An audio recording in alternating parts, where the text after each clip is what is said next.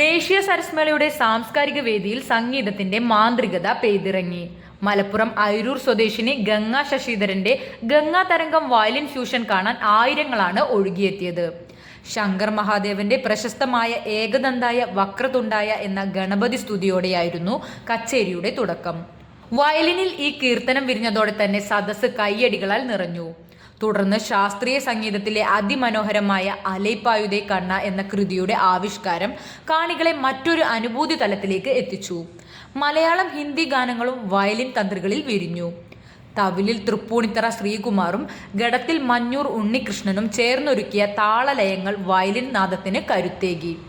പാശ്ചാത്യ സംഗീതത്തിന്റെ അകമ്പടിയുമായി വിജയകുമാർ ഡ്രം പാഡിലും സുനിൽലാൽ ചേർത്തല കീബോർഡിലും ഗംഗയ്ക്ക് പിന്തുണ നൽകി. ദേശീയ സരസ്മേളയുടെ സാംസ്കാരിക പരിപാടികളിലെ ഏറ്റവും ജനപങ്കാളിത്തമുള്ള ഒന്നായി ഗംഗാ തരംഗം മാറി.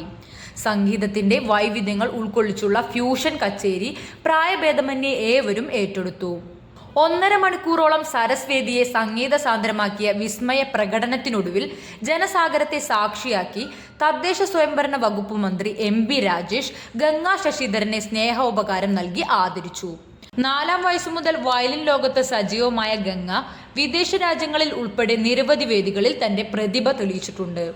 CNTV ചാലുശ്ശേരി.